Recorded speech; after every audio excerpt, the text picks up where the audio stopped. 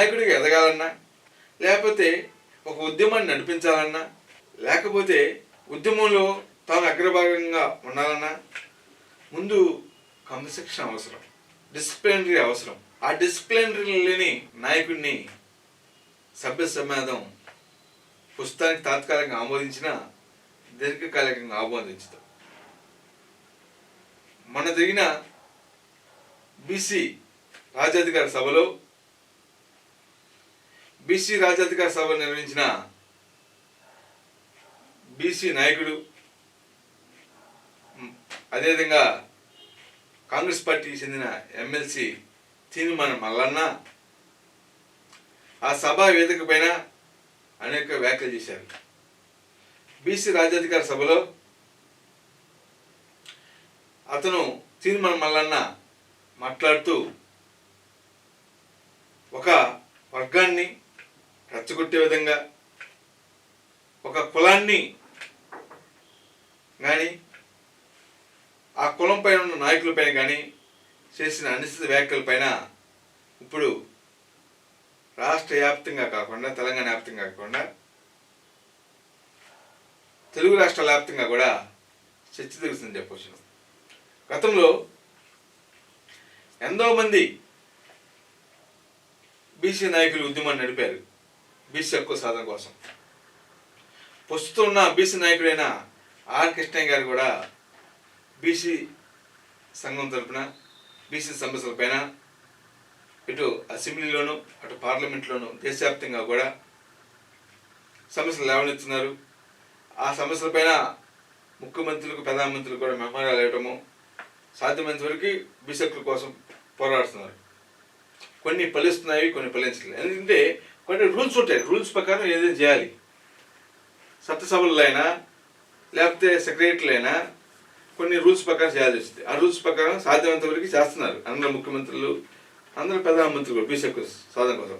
కొన్ని సార్లు చేయలేకపోవచ్చు, రూల్స్ వ్యతిరేకంగా కానీ, అక్కడ ఉన్న రాజకీయ పరిస్థితుల నేపథ్యంలో కానీ. కానీ దీన్ని అవకాశం తీసుకొని ఒక ఎమ్మెల్సీ ఉన్న తీర్మానం మల్లన్న చట్టసభల్లో ఉంటూ ఒక ప్రజాప్రతినిధిగా కొనసాగుతున్న తీర్మానం మల్లన్న మొన్న జరిగిన బీసీ సభలో ఒక ఎమ్మెల్సీగా ప్రజాప్రతినిధి దాన్ని మర్చిపోయి తాను బీసీ నాయకుడి ఉద్యమానికి నేను సారథిని అనే విషయాన్ని మర్చిపోయి ఎట్టబెడితే ఇష్టానుసారంగా బజార్లో ఉన్న వ్యక్తులు కూడా మాట్లాడలేని అసభ్య పదజాలాన్ని ఒక రెడ్డి కులం పైన విషయం చిమ్ముతూ, అదేవిధంగా బీసీల పైన చేస్తున్న ఉద్యమానికి ఇది ఆరంభం అని హెచ్చరిక జారీ చేస్తూ కాంగ్రెస్ పార్టీ గవర్నమెంట్కి, రేవంత్ రెడ్డి సర్కార్కి చేసిన వ్యాఖ్యలు నేడు అందరూ సభ్య సమాజం అందరూ కూడా ఆమోదించట్లేదనే విషయాన్ని తీర్మానం మల్లన్న గుర్తుంచుకోవాలని కూడా చెబుతున్నారు.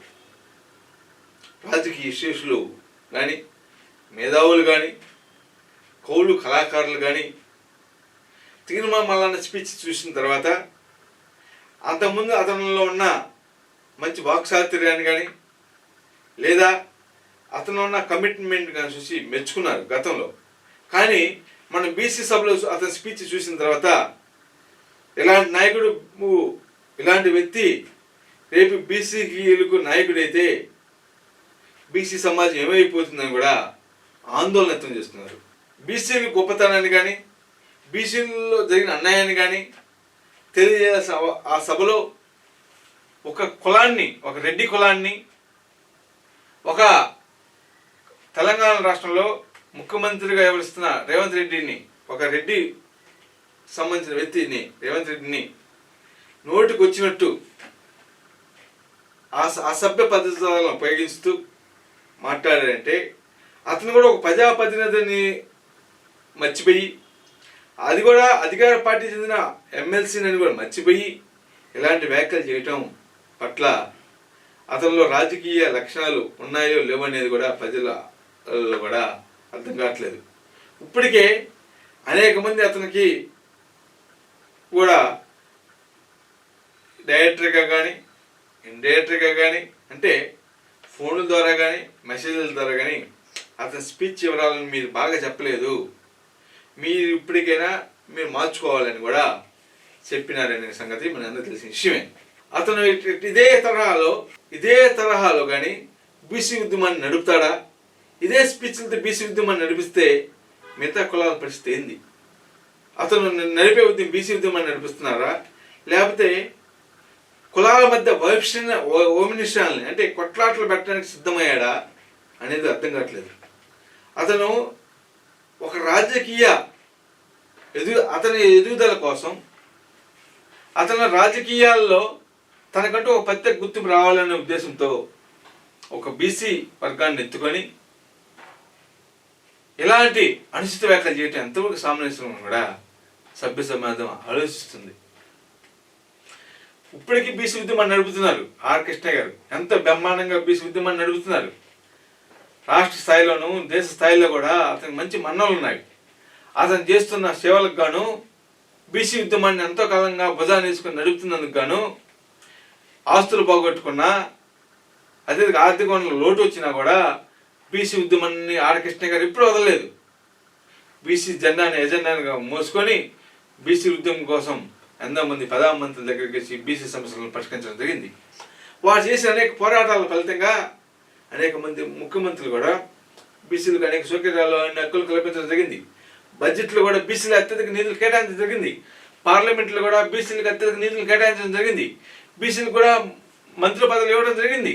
కానీ అంతేకాకుండా ఆర్ కృష్ణ గారు చేసిన సేవలకు, చేస్తున్న పోరాటాలకు అనేక పార్టీలకు గుర్తించి ఒక్కసారి టీడీపీ పార్టీలు అయితే అతన్ని ముఖ్యమంత్రి క్యాండిడేట్గా పాటించడం జరిగింది ఆర్ కృష్ణ గారిని. అనివార్య కారణం వల్ల అప్పుడు టీడీపీ పార్టీ అధికారం రాలేకపోయింది 2014లో. ఆ తర్వాత వైసీపీ ప్రభుత్వం వచ్చిన తర్వాత జగన్మోహన్ రెడ్డి స్వయంగా ఆర్ కృష్ణ గారిని ఆహ్వానించి తమ పార్టీలోకి వస్తే తమ పార్టీ హోదా పెరుగుతుందని, బీసీలంతా నియంత్రణ ఉన్నారు అన్నాన్ని ఆహ్వానించడం కాకుండా అతనికి గౌరవంగా రాజ్యసభకు నామినేట్ చేయడం జరిగింది. తర్వాత జరిగిన ప్రస్తుత పరిణామాల నేపథ్యంలో మోడీ, అమిత్ షా ఆహ్వానం మేరకు, తెలంగాణ బీజేపీ పెద్దల ఆహ్వానం మేరకు బీజేపీ పార్టీలు చేరిన వెంటనే మళ్ళా అతనికి రాజ్యసభ పోస్ట్ నామినేట్ను రెన్యువల్ చేయడం జరిగింది. అంటే ఒక వ్యక్తి పైన గౌరవము ఉంటమే కాకుండా ఆ వ్యక్తిలో లాయల్టీ కూడా గుర్తించవచ్చు అని అనడానికి నిదర్శనం ఆర్ కృష్ణ గారు. కానీ తీర్మాన మల్లన్న గారు అదే బీసీలను అడ్డం పెట్టుకొని అనుచిత వ్యాఖ్యలు చేయటం ఎలా ఉందంటే ఒక బ్లాక్మెయిల్ తరహా రాజకీయాలకు నాంది పలుకుతున్నట్టుగా ఉందని కూడా అర్థమవుతుంది. బెదిరిస్తే బెదిరిపోతారు అనే తరహాలో చేస్తున్నారు రాజకీయాలు. కానీ తెలంగాణ ప్రజానీకం చాలా చైతన్యవంతమైన ప్రజానీకం. తీర్మాన మల్లన్న మాటలు కానీ, అతని ఎమ్మెల్సీగా ఉన్న సంగతి కూడా మర్చిపోయి ఎలా పెడితే అలా ఒక ముఖ్యమంత్రి లేదు, లేకపోతే ఒక సాటి మంత్రులను లేదు, కాంగ్రెస్ పార్టీలో అతను కూడా ఉన్నాడు ఇప్పుడు ఎమ్మెల్సీ సభ్యుడిగా. కాంగ్రెస్ పార్టీ మంత్రులను, కాంగ్రెస్ పార్టీ చెందిన ముఖ్యమంత్రి రేవంత్ రెడ్డిని, రెడ్డి వర్గంలో ఉన్న పారిశ్రామికవేత్తలను అందరిని కూడా ఇష్టానుసారం నోటికి ఏది వస్తుంది మాట్లాడారంటే అతను ఒక బీసీ నాయకుడైనా ఉద్యమాన్ని నడిపిస్తాడా? అతని నాయకత్వంలో బీసీ మేధావులు కానీ బీసీ సంఘాలు కానీ పనిచేయడానికి సంసిద్ధంగా ఉంటాయా అని చెప్పవచ్చా అని కూడా మీమాంసలో పడ్డారని చెప్పవచ్చు. ఇప్పటికైనా తీర్మాన మల్లన్న తన రాజకీయ స్వార్థం కోసం ఆ సభ పెట్టి తన రాజకీయ ఎదుగుదల కోసమే బీసీని వాడుకుంటానన్న సంగతి నేటికి ప్రజలందరికీ తెలిసిన అక్షర సత్యం.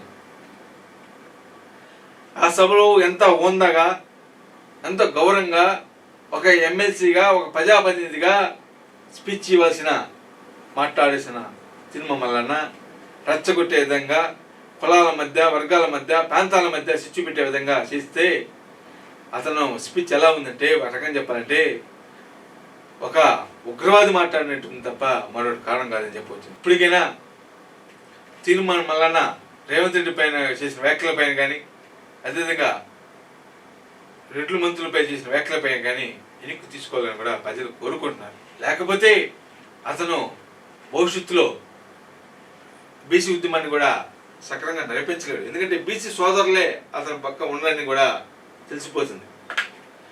ఒక నాయకుడు కావాలన్నా, ఒక ఉద్యమానికి ముందుండాలన్నా అతనికి ఉండాల్సిన డిసిప్లిన్ ప్రకారం సేవాతత్వము, మాట్లాడే శాస్త్రం ఉండాలి. సేవాతత్వంతో పాటు మాట్లాడే తత్వం కూడా ఉండాలని చెప్పవచ్చు. కేసీఆర్ 14 సంవత్సరాలు తెలంగాణ ఉద్యమాన్ని నడిపాడు. ఆనాడు అతను ఏనాడు కూడా ఓమినిస్టర్లను కానీ ప్రాంతాల మధ్య కానీ రెచ్చగొట్టే వ్యాఖ్యలు చేయలేదు. అందుకని అతనికి ఆంధ్ర ప్రాంత ప్రజలు కూడా అతని వ్యాఖ్యలను కానీ అతని ఉద్యమాన్ని స్వాగతించారు. ఏమీ లేదు, ఇప్పుడే తిరుమల మల్లన్న బీసీ గర్జన సభలో రెచ్చగొట్టే విధంగా వర్గాల మధ్య, కులాల మధ్య రెచ్చగొట్టే విధంగా వ్యాఖ్యలు చేశారంటే భవిష్యత్తులో ఎలాంటి పరిణామాలకు దారితీస్తాయని కూడా ఇప్పుడు మీద ఆలోచిస్తున్నారు. ఎమ్మెల్సీగా ఉన్న తిరుమల మల్లన్న ఈ వ్యాఖ్యలు చేసినప్పుడు కొంతమంది సభలో ఏళ్ళేయచ్చు, లేకపోతే తప్పెట్లు కొట్టచ్చు, లేకపోతే అనేక మంది వెనకొచ్చి భుజాన్ని తట్టి ప్రోత్సహించవచ్చు. ఈ వ్యాఖ్యల ప్రభావం రాబోయే రోజుల్లో అతని రాజకీయ వెతుకుదలకు రాజకీయ వెనకబడుతనానికి ఎంతగానో గురి చేస్తాయనే విషయాన్ని కూడా గుర్తుంచుకోవాలని కూడా రాజకీయ విశ్లేషకులు అంటున్నారు. పుస్తకానికి ఆహో ఓహో అని సంబరపడవచ్చు, మనసులో ఉల్లాసాన్ని ఉద్రేకించవచ్చు. ఒక నాయకుడిగా నువ్వు మాట్లాడాల్సిన మాటలు అవి కాదని కూడా తెలంగాణ సమాజం అంటున్నాడు. నువ్వు ఎంతో మందికి ఆదర్శంగా ఉండాలి. అక్కడ దాదాపు కొన్ని లక్షల మంది ప్రజలు వచ్చారు, బీసీ సోదరమణులు వచ్చారు. వాళ్ళ నుంచి బీసీలకు హక్కుల పైన, బీసీ సాధించవలసిన సీట్ల పైన, బీసీలు చేస్తున్న పోరాటాలపైన గలం ఇప్పి ప్రభుత్వ మెడ నుంచి నిధులు తీసుకురావాలని చెప్పాల్సింది పోయి, సీట్లు సాధించి చెప్పాల్సి పోయి ఇట్లా రెచ్చగొట్టే విధంగా నోటికి రాని పదాలను ఒక ప్రజాప్రతినిధిగా నువ్వు మాట్లాడావంటే ఒక్కసారి ఆ వీడియోని తెప్పించుకొని చూడు మల్లన్న గారు, నువ్వు ఎలా మాట్లాడావు నీకు అర్థమవుతుంది. నీకు కరెక్ట్ అనిపిస్తే మేమేమి చేయలేం. అది ఇప్పుడు తాత్కాలికంగా నీ కరెక్ట్ అనిపించినా మేమేం చేయలేము కాబోవచ్చు. భవిష్యత్తులో అది నీ రాజకీయ వెతుకుదలకు, నువ్వు బీసీ ఉద్యమ నాయకుడికి నీకే మీ బీసీ సోదరులే సేదరించుకునే పరిస్థితి వచ్చిందని కూడా ఆ విషయాన్ని గ్రహించుకోవాలని కూడా తెలంగాణ ప్రజానికి అంటున్నారు. ఒకప్పుడు తిరుమల మల్లన్న అంటే ఈ సభ పెట్టక ముందు మంచి వ్యక్తి, నలుగురు సాయం చేసే వ్యక్తి, ఏ ప్రభుత్వం ద్వారా పరిష్కారం కానీ సమస్యలు కూడా అతని దగ్గరికి వెళ్తే పరిష్కారం అవుతాయని ఎంతోమంది ప్రజలు, ఎంతోమంది పేదవారు కూడా అతని దగ్గరికి వెళ్ళి ఎన్నో విధాలు సాయం పొందారు, ఎన్నో విధాలు సాయం చేశారు. అలాంటి సహాయాన్ని కూడా మన బీసీ సభలో మాటలతో అవన్నీ కూడా పక్క తొలిగిపోయాయని కూడా అంటున్నారు. ఇప్పటికైనా తిరుమల మల్లన్న రేపు రాబోయే బీసీ సోదరుల సభల్లో కానీ లేకపోతే ఎక్కడైనా మీటింగ్లో కానీ ఒక వర్గాన్ని రెచ్చగొట్టే విధంగా కాకుండా తాను చేస్తున్న ఉద్యమానికి మిగతా కులాలు కూడా మద్దతు పొడగొట్టే విధంగా వ్యాఖ్యలు చేయాలని కూడా అంటున్నారు. ఇప్పుడు ఉద్యమం నడుపుతున్నారు. మన మందకృష్ణ మాదిగ గారు కానీ, బీసీ ఆర్ కృష్ణయ్య గారు కానీ ఎన్నో సంవత్సరాల ఉద్యమాలు నడుపుతున్నారు. వాళ్ళు ఏనాడు కూడా ఎలాంటి వ్యాఖ్యలు చేయలేదు. వాళ్ళు చేస్తున్న ఉద్యమం తరపున వాళ్ళకి రావాల్సిన హక్కులు కానీ, వాళ్ళకి చేయాల్సిన పనులన్నింటిపైన పోరాడుతున్నారు తప్ప ఏనాడు కూడా ముఖ్యమంత్రుల పైన కానీ, ఒక కులం పైన కానీ అనుచిత వ్యాఖ్యలు చేసి దాఖలాలు లేవు. అందుకనే వాళ్లకు తెలుగు రాష్ట్ర ప్రభుత్వాలే కాకుండా తెలుగు రాష్ట్రంలో అన్ని కులాలు కూడా మందకృష్ణ గారికి మద్దతు తెలపడం జరుగుతుంది. అదేవిధంగా బీసీ కృష్ణయ్య గారికి మద్దతు తెలపడం జరుగుతుంది. వాళ్ళు ఎప్పుడు ఉద్యమం పెట్టినా అన్ని రంగాల్లో కూడా సహాయ సహకారాలు కూడా అందించడం జరుగుతుంది. దానికి కారణము వాళ్ళు కేవలం ఆ సంఘాల తరపున, వారి ప్రొఫెషనల్ తరపున పోరాడుతున్నారు. కానీ ఒక కులాన్నో లేకపోతే ఒక పేద రెచ్చగొట్టే విధంగా ఏనాడు వాళ్ళు వ్యాఖ్యలు చేయలేదు. అందుకనే ఇప్పటికీ మందకృష్ణ మాదిక్ గారు కానీ ఆర్ కృష్ణ గారు అంటే అందరికి అభిమానం. ఆ అభిమానాన్ని వాళ్ళు అలాగే కొనసాగిస్తున్నారు. ఆ తర్వాత నాయకుడికి మీరు వచ్చిన తరుణంలో పెట్టిన తొలి సభకే ఇలాంటి వ్యాఖ్యలు చేయడంతో మీరు గతంలో చేసిన మంచి మొత్తాన్ని కూడా పోగొట్టుకున్నారని కూడా ఎంతో నిర్మాణంగా చెప్తున్నాను. For more updates, like, comment, subscribe to our channel.